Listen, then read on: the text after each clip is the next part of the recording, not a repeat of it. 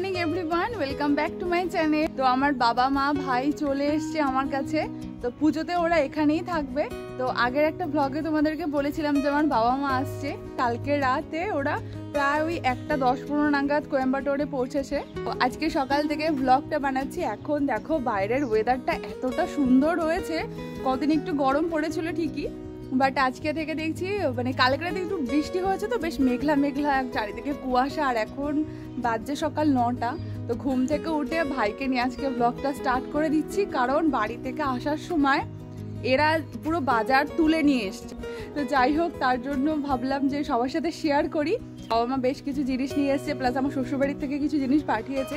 তো ভাবলাম তোমাদের সবার সাথে শেয়ার করি। তো চলো আজকে দিনে ব্লগটা ছাদ থেকে স্টার্ট করলাম। পুরো দিনে ব্লগটা দেখো, আশা করবো ভালো লাগবে। আজকে সকালে ব্রেকফাস্টে বানিয়েছি পাস্তা, কারণ আমার ভাইয়ের খুবই একটা পছন্দের খাবার হচ্ছে পাস্তা। তো যেহেতু ও এসেছে, তো ভাবলাম আজকে ওর পছন্দসই একটা ব্রেকফাস্ট বানানো যাক। তো খাওয়া দাওয়া শেষে তোমাদের সাথে একটা দারুণ জিনিস শেয়ার করব। এই বক্সটা দেখে কি তোমরা কিছু বুঝতে পারছো যে বক্সটা কি বা এর মধ্যে কি আছে? আমি বলি তোমাদেরকে। তো এই বক্সটা হচ্ছে শোলার পেটি। এর মধ্যে করে বাবা নিয়ে এসেছে এক পেটি ভর্তি করে ইলিশ মাছ আর কিছুটা বোয়াল মাছ। তো যেহেতু এখানে আমরা ইলিশ মাছ অত ভালো পাই না, আর বলতে গেলে পাই না, তার জন্য বাবা এবার আসার সময় পেটিতে ভর্তি করে এইভাবে ইলিশ মাছ নিয়ে এসছে। আর সত্যি বলতে একটা ইলিশ মাছও কিচ্ছু হয়নি। প্লাস্টিকের মধ্যে করে রেখে বরফ দিয়ে একদম বেঙ্গল থেকে তামিলনাড়ু নিয়ে এসেছে ইলিশ মাছ। তো বাবা মা আসার সময় ওখান থেকে আমাদের জন্য প্রচুর মাছ নিয়ে এসছে। তো দেখাচ্ছি কি কি মাছ এনেছে। তো কালকে রাতে যখন বাবা মা পৌঁছালো, তখন ওই পেটি থেকে সমস্ত মাছ বার করে, যেটা তোমাদেরকে দেখালাম, ডিপ ফ্রিজে রেখে দিয়েছিলাম। তো দুদিন যেহেতু ট্রেনে করে এসছে, তো ভাবলাম মাছ যদি নষ্ট হয়ে থাকে, যদিও কিচ্ছু হয়নি মাছগুলো, তো আমি ডিপ ফ্রিজে রেখে দিয়েছি। আর এখানে নিয়ে এসেছে বোয়াল মাছ আর এই এতগুলো ইলিশ মাছ। তো বোয়াল মাছ খেতে দুজনেই খুব ভালোবাসি, তার জন্য বাবা বোয়াল মাছ নিয়ে এসছে। আর তার সাথে নিয়ে এসেছে এক পেটি ভর্তি করে ইলিশ মাছ। তো অনেক দিন ধরে বসে এবার ইলিশ মাছ খাওয়া যাবে, কারণ ইলিশ মাছ খেতে তো আমরা সবাই খুবই ভালোবাসি। আর এখানে যেহেতু পাই না, তার জন্য বেশি করে বাবা ইলিশ মাছ নিয়ে এসেছে। আর নিয়ে এসেছে দেখো কচুর লতি। তো কচুর লতি, তারপরে কচুর শাক, এইগুলো খেতে খুব ভালোবাসি, তার জন্য ওখান থেকে নিয়ে এসেছে কচুর লতি। আর এটা হচ্ছে বাড়ির মানে বাতাবি লেবু, কদবেল, যদিও এগুলো আমাদের বাড়ি না, আমাদের বাড়িতে যিনি ভাড়া থাকেন তাদের বাড়ির। তো সেইগুলো আমার জন্য পাঠিয়ে দিয়েছে। তার সাথে এনেছে বেগুন। এই কচি বেগুনগুলো খেতে আমি ভীষণ ভালোবাসি। আর এখানে দেখো দাদা পাঠিয়েছে, মানে আমার ভাসুর কিনে পাঠিয়েছে চা পাতা। আমি যেহেতু লিকার চা খেতে ভালোবাসি, আর তার জন্য দাদা ধ্রুবর থেকে চা কিনে পাঠিয়েছে। মা এখানে কাঁচা লঙ্কা নিয়ে এসেছে। তো কাঁচা লঙ্কা এখানকার ঝাল হয় না বলে কাঁচা লঙ্কা নিয়ে এসেছে ওখান থেকে। আর আমার শ্বশুর আমাদের জন্য তাল কিনে রেখেছিল, কারণ এখানে আমার বাবা মা আসবে, তাই আমার শাশুড়ি মা তালের ক্ষীর করে পাঠিয়েছে, সাথে নারকোলের নাড়ু। কারণ তাল তো আমরা এবছর খাইনি, যেমন ইলিশ মাছ আমরা এবছর বাবা মা না আসলে আমাদের খাওয়া হতো না, তেমনই তালের ক্ষীরও খাওয়া হতো না, তালের বড়াও খাওয়া হতো না, তার জন্য তো তালের ক্ষীর করে পাঠিয়েছে। আর এখানে নিয়ে এসছে কচুর শাক।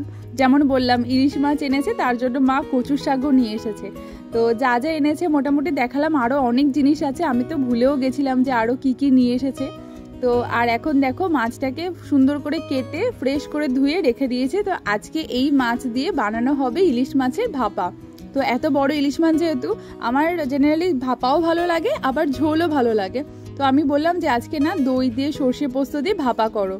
আর মা এখানে দেখো কাটতে বসে পড়েছে কচুর শাক, কারণ এতদিন পর ইলিশ মাছের মাথা দিয়ে আজকে কচুর শাক খাওয়া হবে।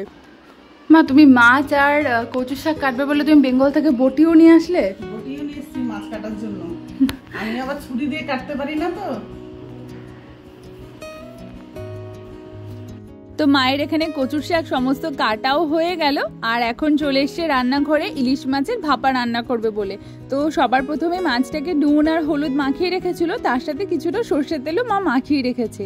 আর একটা মিক্সির বাটির মধ্যে সর্ষে, পোস্ত, কাঁচা লঙ্কা আর টক দই দিয়ে ভালো করে একটা পেস্ট বানিয়ে নিয়েছে। এরপর এই পেস্টটা খুব ভালো করে মাছের সাথে মাখিয়ে একটু জল দিয়ে তারপরে কড়াইয়ের মধ্যে দিয়ে ভালো করে ভাপা করে নেবে। মানে ইলিশ মাছের ভাপার রেসিপি জানে না কোনো বাঙালি এরকম পাওয়াই যাবে না। তো প্রত্যেকেই নিজের নিজের মতো করে ইলিশ মাছের ভাপা রান্না করে। তো মা এইভাবে রান্না করে, তো আমার খুবই ভালো লাগে। তবে আমার কিন্তু ইলিশ মাছের ঝোলটাও খুব ভালো লাগে, ওই কাঁচা লঙ্কা চিড়ে আলু বেগুন দিয়ে। তো আজকে তো মাকে বললাম যে ভাপাটা বানাও, তো পরের দিন মাকে বলেছি যে তুমি কাঁচা লঙ্কা চিড়ে আলু বেগুনের পাতলা ঝোলটা করে খাওয়াবে।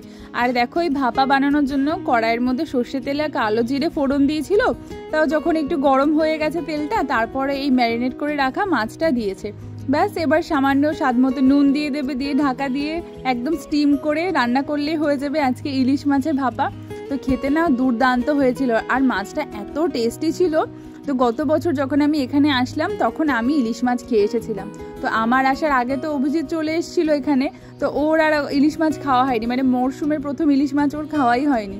তো আজকে যাই হোক সবাই মিলে জমি ইলিশ মাছের ভাপা খাওয়া হবে।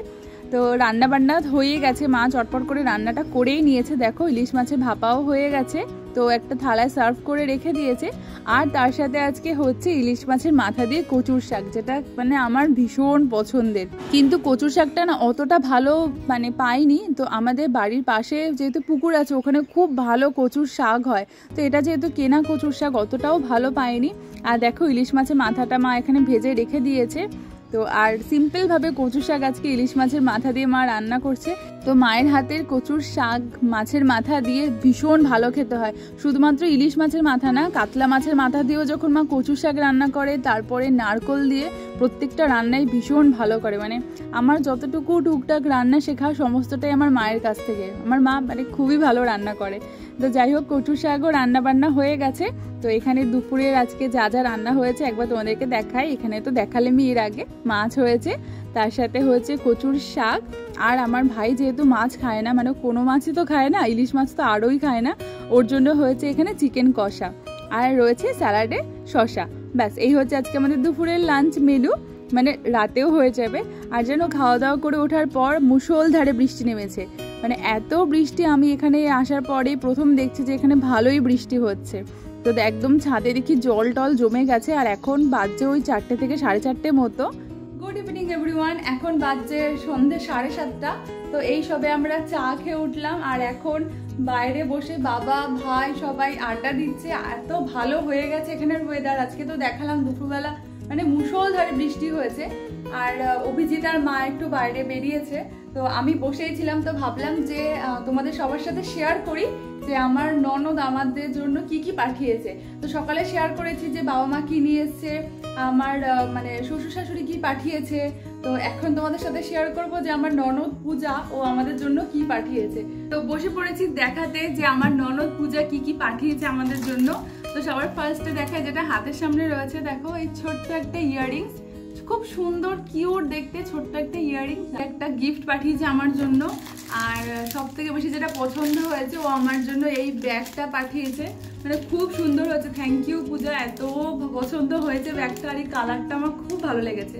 তো এটা অ্যাজ এ স্লিং ব্যাগ আমি ইউজ করতে পারবো, এখানে বেল্টটাও দেওয়া রয়েছে, তো খুব ভালো লেগেছে, তো খুবই সুন্দর। তো ব্যাগটা এরকম রয়েছে, মানে হাতেও নিতে পারবো প্লাস স্লিং হিসেবে ব্যবহার করতে পারবো। এই একটা খুব মানে পছন্দের গিফট ও পাঠিয়েছে বাবা মার হাতে আর কি।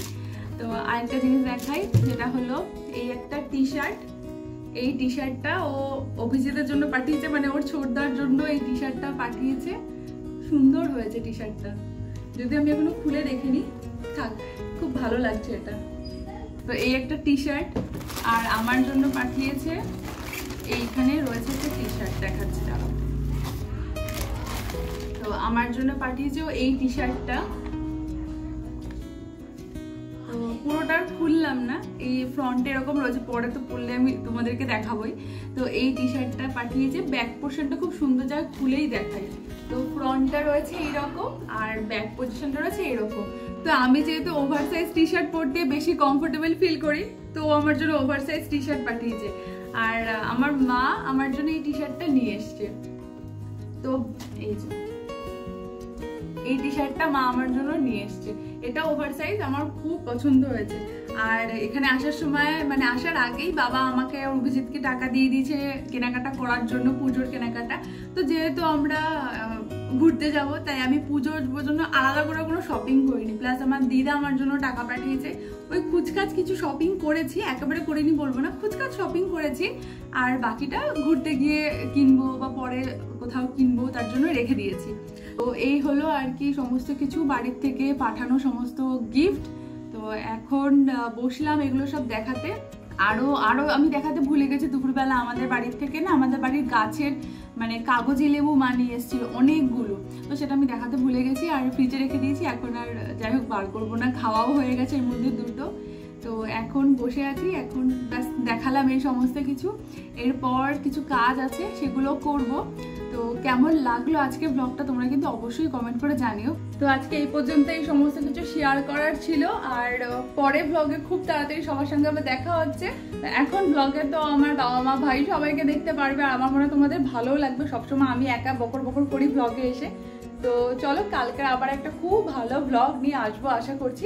ততক্ষণের জন্য টাটা, সবাই ভালো থেকো, সুস্থ থেকো। আর আজকের ব্লগটা কেমন লাগলো অবশ্যই কিন্তু কমেন্ট করে জানাবে। তো চলো, পরে ব্লগে আবার সবার সঙ্গে দেখা হচ্ছে।